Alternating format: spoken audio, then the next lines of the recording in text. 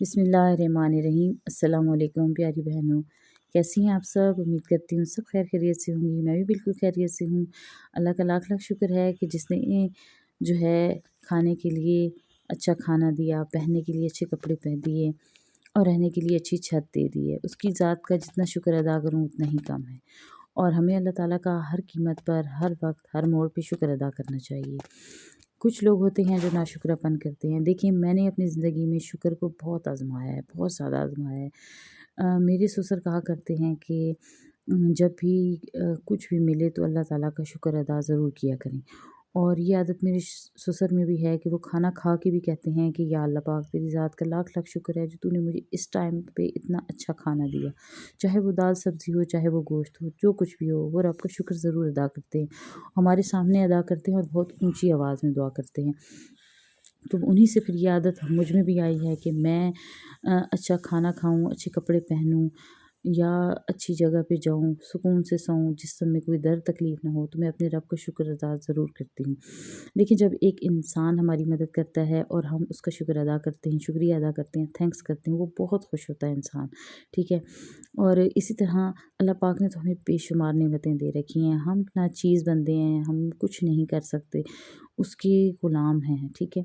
अपने आप को कभी भी इस दुनिया के लिए मत समझें कि जो कुछ है ये दुनिया ही है। नहीं, ये फ़ानी है, एक दिन सब ने चले जाना है।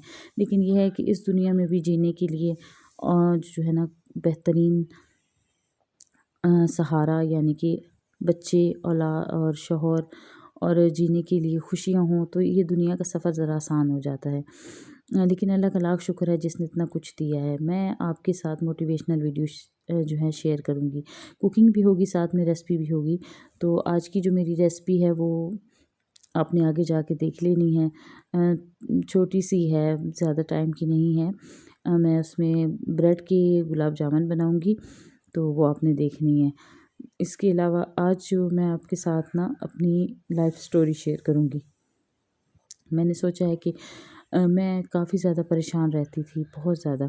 तो बच्चों के साथ बातें करती रहती थी, बच्चियों को बताती थी कि मैंने ज़िंदगी में ये कुछ सहा है, तो आप लोगों के साथ अल्लाह ना करे ऐसा हो। तो इस वजह से फिर मैंने सोचा कि मैं क्यों ना ये वीडियो का सिलसिला शुरू करूँ। इस तरह मेरे दिल का बोझ भी हल्का हो जाएगा, मैं अपनी बहुत सारी बहनों से बातें शेयर करूँगी और जो है ना थोड़ा दिल मुतमईन सा हो जाएगा। इसके अलावा मैं थोड़ी-सी ये भी है कि बातें शेयर कर सकूँगी। देखिए, बाज़ औक़ात इंसान बिल्कुल अकेला होता है ना, समझ नहीं आती किससे बात करें। और हमारे घर का तो माहौल कुछ इस किस्म का है कि मैं आपको क्या बताऊँ, जॉइंट फ़ैमिली है। और मैं जॉइंट फ़ैमिली में इतनी सताई गई बंदी हूँ कि मैं आपको बता नहीं सकती।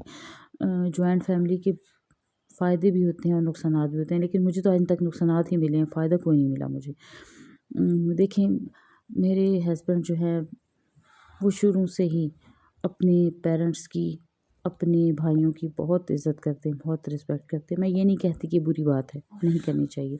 लेकिन देखिए, हस्बैंड को ये भी तो सोचना चाहिए ना कि जिस बंदी को वो अपने पास लेके आए हैं, ठीक है, आखिरी ज़िंदगी उसी के साथ गुज़रनी है। तो शुरुआत में मेरी कोई इतने जो है ना गलत डिमांड्स नहीं होती थी। मेरा बेटा साथ सोया हुआ है और नींद में बातें करता है, तो ये उसकी आवाज़ें बीच में आ रही हैं, आपने इसे इग्नोर करना है, ठीक है? क्योंकि मैं बार-बार वीडियो जो है ना वो नहीं बना सकती। अभी भी मैंने बड़ी मुश्किल से अबीर फ़ातिमा को सुलाया है और मैं दूसरे कमरे में आके अपने बेटे के पास आके और यहाँ पे मैं वॉइस ओवर कर रही हूँ क्योंकि मेरे हस्बैंड जो हैं वो काम के सिलसिले में थोड़ी देर बाहर गए हैं, मतलब बाहर दुकान पे गए हैं। तो मैं इस कमरे में आई हूँ कि चलिए 5-10 मिनट आपके साथ बातचीत कर लूँ। अच्छा जी, बात हो रही थी कि जॉइंट फैमिली की। देखिए जी, जॉइंट फैमिली में मैं अभी तक जॉइंट फैमिली में रह रही हूँ और हालत ये है कि मैं अगर अपने घर में अपने फ़ोन पर किसी से बात करती हूँ ना, तो मेरी जो जेठानी है उसने उसका एक रूम जो है वो हमारे रूम के साथ अटैच है। उसके बीच में से दरवाज़ा भी है और वो सारी बातें सुनती है। पता नहीं कैसे सुनती है, मतलब मेरा उस रूम के साथ है लेकिन हमारा इतना अटैच नहीं है, उसका काफ़ी ज़्यादा है। मैं कभी आपके साथ अपने घर की ना आगे जाके वीडियो शेयर करूँगी। उसमें आपको समझ आ जाएगी कि मेरी जो जेठानी है उनका रूम हमारे रूम के साथ बिल्कुल अटैच है और वो सारी बातें सुनती है। और जब वो सुन लेती है तो फिर अगले दिन वो पूरे मोहल्ले में उड़ा देनी वो सारी बातें बता देती है। मैं बहुत डर-डर के यहाँ पे गुज़ारा कर रही हूँ। इसीलिए मैंने ये चैनल बनाया है कि अल्लाह पाक मुझे कोई वसीला बन जाए, मुझे इस तरीके से इतने दे दे कि मैं अलग से अपना घर बनाऊँ और अलग रहूँ। मैं इस जॉइंट फैमिली के चक्कर से निकल जाऊँ। देखिए मेरे मर्द जो होते हैं ना वो शुरुआत में तो अम्मा अब्बा के बच्चे बने रहते हैं, लेकिन उन्हें ये नहीं सोचते कि इस सब में उनकी बीवी को उनके बच्चों को कितना सफ़र करना पड़ेगा। अब मैं अपने शौहर का किया भुगत रही हूँ, ठीक है? और उसके भाइयों का किया भुगत रही हूँ और किया धरा भी उनका सारा है और बुरी भी मैं साबित हो रही हूँ। कैसे बुरी मैं साबित हो रही हूँ ये मैं आपके साथ मुख्तलिफ़ पार्ट में आगे आने वाली वीडियो में आपके साथ शेयर करूँगी, ठीक है? मैं अंदर बैठ के वीडियो इसलिए बनाती हूँ यहाँ पे क्योंकि मैं बाहर वहाँ पे ओपन बात नहीं कर सकती। ये रूम जो है जिस रूम में मैं बातें कर रही हूँ, बैठी हुई हूँ, ये जो है ना उस दूसरे कमरे से थोड़े से साइड पे है और इसका दरवाज़ा अंदर से बंद करके मैं आपसे बात कर रही हूँ ताकि आवाज़ मेरी बाहर ना जाए और वो लोग बाहर सुने ना। क्योंकि चैनल बनाने का मकसद मेरा यही है कि एक तो मेरी अल्लाह पाक ने मुझे 4 बेटियाँ दी हैं माशाल्लाह वो सारी बड़ी हैं। अबीर फ़ातिमा भी छोटी है लेकिन बेटियाँ मेरी जो 3 हैं वो बड़ी हैं और उन तीनों की अभी इतनी ज़रूरियात होती हैं, इतने उनके अखराजात होते हैं। उनके पापा पूरी कोशिश कर रहे हैं पूरी करने की, लेकिन आप जानती हैं कि जहाँ एक बंदा हो कमाने वाला और 6-7 बंदे उसके सर पे बैठे हों मुफ़्त में खाने वाले और फ़रमाइशें करने वाले, तो वो एक बंदा क्या करे और आमदन भी इतनी ज़्यादा ना हो, तो उसमें हम उसे क्या कहें कि आप हमें घर बना के दें या हमें खिलाएँ। तो ऐसे में अपने शौहर को टेंशन भी मैं नहीं देना चाहती। तो मैंने ये वीडियो का सिलसिला शुरू किया है, मोबाइल मैंने अपने भाई से मँगवाया है। तो मोबाइल जो है वो मेरे भाई ने मुझे हमेशा से शुरू से मैं आपके साथ आगे अपनी स्टोरी शेयर करती रहूँगी। इससे पहले मेरे भाई ने मुझे एक मोबाइल दिया था तो जो कि मेरी दरमियान वाली जो मेरी छोटी देवरानी है, छोटा देवर है, उन्होंने घर के बीच में से ही मेरा मोबाइल चोरी कर लिया था और मुझे पता भी था उन्होंने किया है लेकिन मुझे बोलने की इजाज़त नहीं थी। और जिस एक दिन मोबाइल आया मेरा दूसरे दिन उन्होंने चोरी कर लिया। चोरी कैसे किया कि हमारे घर में थी दावत, ठीक है? उसी मेरी देवरानी के मैं अच्छा जी, उसी मेरी देवरानी की मायके वाले आए हुए थे और उनकी दावत थी और दावत के दौरान मैं उनके रूम में खाना खाने के लिए गई और उससे एक दिन पहले मेरे भाई ने मुझे मोबाइल ला के दिया था गिफ्ट में। और मोबाइल के साथ ये हुआ था कि अम, एक दिन मेरे भाई गिफ्ट लेके आए, दूसरे दिन जब उनके घर में हमारे घर में दावत थी, मैं उनके रूम में खाना खाने गई, मोबाइल को मैं अपने ड्रेसिंग के दराज़ में ऐसे ही रख के चली गई और वहाँ जाके जब मुझसे पूछा गया कि आपका मोबाइल कहाँ है? तो मैंने कहा मैं तो उसे दराज़ में रख आई हूँ। तो जितनी देर मैंने खाना खाया है, मैं वापस आई हूँ तो मेरे दराज़ में मोबाइल का कवर पड़ा हुआ है और सिम भी निकाल के रख दिया और मोबाइल गायब है। तो जब मैंने शोर मचाया तो मेरे हस्बैंड ने कहा कि तुमने तो मेरी देवरानी ने शोर मचा दिया, मेरे मायके वाले आए हैं तो ये उन पे इल्ज़ाम लगा रही है, ये उन पे ये इसलिए कह रही है कि मेरा मोबाइल चोरी हुआ, ये जानबूझ के कह रही है इसका नहीं चोरी हुआ कि ये जो है मेरे मायके वाले यहाँ क्यों हैं। हालाँकि खुदा गवाह है कि मेरी तो ऐसी घटिया सोच ही नहीं है। तो मैं खुद हैरान हो गई कि इतने सालों से मेरा गोल्ड सामने पड़ा रहता है, मेरी सारी चीज़ें पड़ी रहती हैं, लेकिन कभी कोई ऐसा काम नहीं हुआ और लेकिन आज ही ऐसा काम कैसे हो गया। ख़ैर मैं शाम के वक़्त बहुत रोई, फिर उसके बाद मैंने मोबाइल का ख़्याल ही दिल से निकाल दिया। फिर मेरे हस्बैंड ने अपना फ़ोन मुझे दे दिया। कितने अर्से तक मैं उससे काम चलाती रही हूँ। अभी फिर मेरे जो है ना हस्बैंड ने 1 साल पहले मुझे ये मोबाइल लेके दिया। अब यकीन जाने इसको मैं इतना छुपा के रखती हूँ, इतना सँभाल के रखती हूँ कि बस मेरे पास सब जो कुछ है अब यही है। लेकिन अल्लाह का शुक्र है भाई मेरे बाहर हैं, उन्हें जब भी फ़रमाइश करूँ तो वो ला देते हैं, लेकिन मैं ऐसी डरी हूँ मैंने उसके बाद अपने भाई को फ़रमाइश ही नहीं की। एक छोटे भाई ने फिर आईफ़ोन मुझे दिया था, मेरी बेटी को दिया था। वो अभी मेरी बड़ी बेटी के पास है, वो स्टडी करती है तो वो उसी के पास होता है। लेकिन ये मैंने यहाँ से लिया था मोबाइल। बहुत सारी स्टोरियाँ हैं, बहुत सारे जो है ना मेरे पास दुःख हैं, जो मैं आपके साथ शेयर करूँगी और मोटिवेट करूँगी आपको कि ऐसा भी होता है ज़िंदगी में, तो आप लोग जो है ना ऐसे लोगों से धोखे ना खाएँ।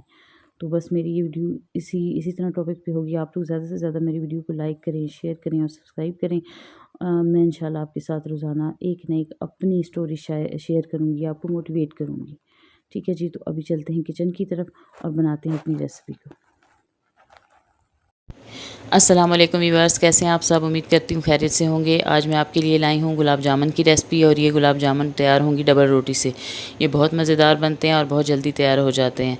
उम्मीद करती हूँ आपको पसंद आएंगे। अगर आपको मेरी रेसिपी पसंद आए तो मेरे चैनल को लाइक और सब्सक्राइब ज़रूर कीजिएगा। इसे बनाने के लिए मुझे चाहिए 6 अदद डबल रोटी के स्लाइसेस। पहले मैंने 3 अदद जो हैं उन्हें कट कर लिया, उनके किनारों को साइड से अलग कर लिया। और ये इनके किनारे वेस्ट करने की ज़रूरत नहीं है, बल्कि ये ब्रेड क्रम्स बनाने के काम आ जाते हैं। इसके किनारे इनके मैं कट करके अलग कर दूंगी। 3 पीसेस मैंने आपके सामने किए हैं और 3 पीसेस मैंने अलग से करके रख लिए हैं।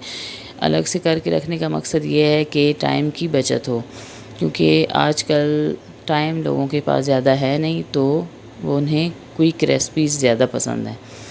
इस वजह से मैंने 3 जो हैं ब्रेड्स उनके क्रम्स बना के मैंने अलग से रख लिए हैं, क्योंकि 3 को मैं आपके सामने जो 3 पीसेस हैं इनका चूरा बना के मैं ऐसे दूध के साथ गूँधूँगी। और इसकी गूँधने पर अगर मेरी जो है आटा जो इसका बनेगा, बैटर जो इसका बनेगा, वो अगर नरम पड़ गया तो मैं उसमें मज़ीद वो जो 3 पीसेस मैंने अलग से करके रखे हैं वो भी मैं इसमें ऐड कर दूँगी। तो अभी मैं इन 3 पीसेस को अपने हाथों से नरम कर लूँगी, यानी कि इनको मैं चूरा कर लूँगी। जैसे इनका चूरा बन जाएगा तो मैं इसे दूध से गूँधना शुरू कर दूँगी। और ये बहुत मज़ेदार और बहुत लजीज़ बनते हैं, बहुत जल्दी तैयार हो जाते हैं। मेरे बच्चों को तो ये बहुत पसंद आते हैं, उन्होंने बड़े शौक़ से खाए हैं। आप भी इसे ट्राई कीजिएगा। घर में अमूमन ब्रेड तो हर घर में आती है, तो उससे इसे बनाने में कोई इतना ज़्यादा टाइम भी यूज़ नहीं होता। अभी मैंने इनको चूरा कर लिया है और अब मैं इसे दूध के साथ मिक्स कर लूँगी। पहले थोड़ा थोड़ा करके दूध ऐड करना है। अगर आपसे ज़्यादा हो जाए दूध इसमें ऐड, तो आप मज़ीद इसमें डबल रोटी को क्रश करके डाल सकती हैं, उससे आपका बैटर सख्त हो जाएगा। लेकिन इस बैटर का ना थोड़ा सा सख्त होना ज़रूरी है, क्योंकि हमने इसके लड्डू बनाने हैं। तो आप देख रहे हैं आपके सामने ये मेरा थोड़ा सा नरम हो गया। इसमें मज़ीद 3 जो है वो मैं मिक्स करके उसके बाद आपको इसकी फ़ाइनल लुक दिखाती हूँ। तो अभी आप देखें ये बिल्कुल नरम हो चुका है ना। मैं इसमें मज़ीद जो 3 हैं मैं उन्हें भी इसमें ऐड कर दूँगी, जो मैंने अलग से करके रखे हुए हैं, क्योंकि अलग से रखना बहुत ज़रूरी है। पहले स्टार्टिंग में ही अगर हम सारे इकट्ठे लेंगे और इकट्ठा हमें उसमें दूध ऐड कर देंगे, वो बैटर नरम पड़ जाएगा, तो हमें मज़ीद डबल रोटी ऐड करनी पड़ेगी। इससे बेहतर है कि आप 3-3 के अंदाज़े से कर लें। अभी देखिए मेरा बैटर काफ़ी सख्त हो चुका है। मैंने इसे गूँधने के बाद 5 मिनट का रेस्ट भी दिया था। और अब मैं इसके जो है अपने अंदाज़े के मुताबिक जितने गुलाब जामुन मुझे चाहिए मैं उतने बनाऊंगी। ये एक तो मैंने बड़े साइज़ का थोड़ा सा बनाया है, दूसरा मैं इससे छोटा ही बनाऊंगी। और इनको फिर मैं अलग से एक डिश में रखती जाऊंगी बना के। अभी तो मैं इसमें रख रही हूँ एक साइड पे आपको दिखाने के लिए, क्योंकि कैमरे के सामने अब यही जगह थी, तो इसलिए इसी में मुझे रखने पड़े हैं। ये बॉल्स बनाने के बाद मैंने साथ में ही ऑयल गरम करने के लिए रख दिया था। अब मैं आपसे मिलती हूँ सारी बॉल्स रेडी होने के बाद।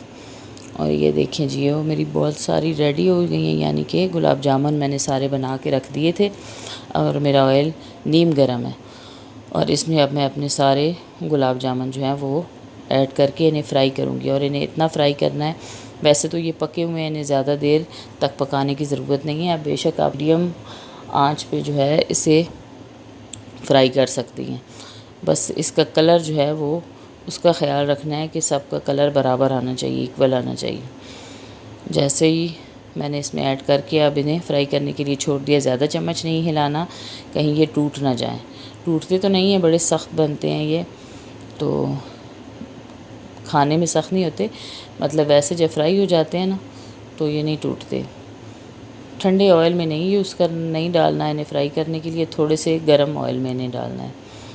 तो अभी इनके बीच में थोड़ा सा मैंने गैप भी दे दिया है। दूसरी साइड पे मैंने अपना दूसरा पैन रख लिया है, इसमें मैं अपना शीरा तैयार करूँगी। इन गुलाब जामुन के लिए शीरा बनाने के लिए मैंने 1.5 प्याली पानी की लेनी है। 1.5 प्याली पानी की लेने का मकसद ये है ताकि ये 1 प्याली बच जाए। तो जब ये पक के 1 प्याली रह जाएगा तो हमारा शीरा तैयार हो जाएगा। और 1 ही प्याली मैंने इसमें चीनी की ऐड की है। इसके साथ मैं इसमें 3 अदद इलायची ऐड करूँगी, सब्ज़ इलायची खुशबू के लिए। और इसमें मैं, अगर आपके पास टाटरी है तो आप 1 पिंच टाटरी का यूज़ कर सकते हैं। मेरे पास टाटरी नहीं थी तो मैंने विनेगर यानी कि सिरका यूज़ कर रही हूँ मैं।